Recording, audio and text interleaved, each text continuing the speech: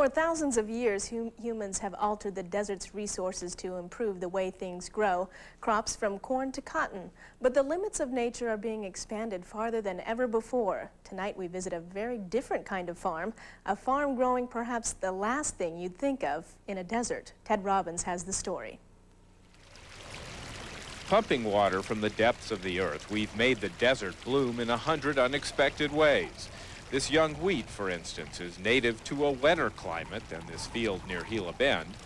So is the crop growing inside that greenhouse in the distance, way wetter.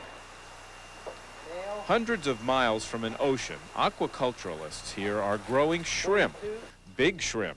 She weighs 52 grams. That's about twice as large as a shrimp you'd normally eat. But these particular shrimp are not for eating. Not at $25 to $50 a piece.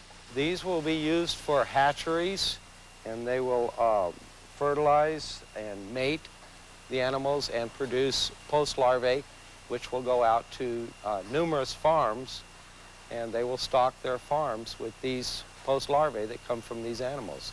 And these are going to Taiwan? These are going to Taiwan. Right now, the Wood Brothers farm imports shrimp itself in the spring from Hawaii or the Texas Gulf Coast and raises them in large outdoor ponds. The ponds are being readied for this year's crop. Except for breeders, the shrimp are harvested in the fall and the ponds are drained. Typically, a lot of shrimp farms are in the near the equator. And our biggest disadvantage about being in a desert is that we have a season, which is the summertime. During the winter, we really can't raise shrimp here. That's probably the hardest part. So it's not the heat, it's the cold. It's the cold. But in a year or two, Craig Emberson hopes the farm will be completely independent from the ocean anyway. And what happens in these tanks is the males mate with the females when the lights go off. The lights are about to go off in about an hour and a half. Only once before have scientists been able to get shrimp to mate away from the ocean. So Emberson, who has years of experience in Hawaii and Ecuador, is trying to trick the shrimp into thinking they're experiencing a Pacific sunset. All the shrimp mate at sunset when the light is getting dim.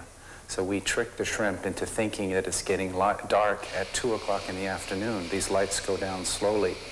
And then 1 hour after it gets dark, that's when the males will mate with the female.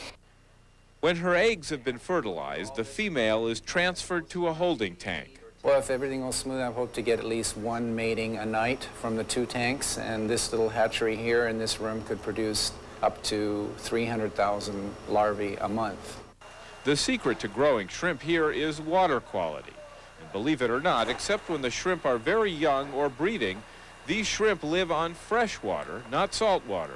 You have to be more careful on the water quality. You have to check everything. You have to be almost close to perfect. And coming from deep underground, away from a city, it is close to perfect. Better than ocean water, which increasingly harbors killing viruses.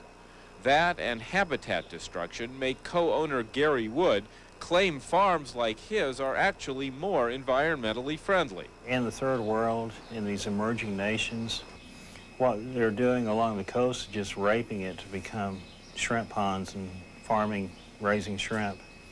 Here in Arizona, and we're taking existing farmland, we're using the water. All the water is used, it's never discharged, it's used on the crops. Of course, some people might say decades ago the desert was raped to create the farmland here, and the water being used is still lowering the aquifer. But there's no denying that the shrimp grow well in the Arizona sun. In fact, these ponds produce 10 times more shrimp per acre than a typical oceanside shrimp farm.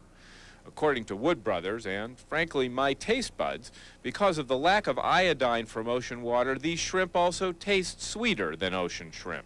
The way we raise the shrimp is a way that takes all the bitterness out of the shrimp. They don't have that bitter aftertaste. Sold under the Desert Sweet label, these shrimp cost about a third more and are available so far in a limited number of natural food stores in Phoenix, Tucson, and Flagstaff. Wood Brothers Shrimp Farm is not yet profitable, But in a few years, Wood Brothers hopes to help other conventional farmers in the Southwest learn to use their water to grow shrimp and plants, and then form a co-op to market the incongruously named desert sweet shrimp. 38.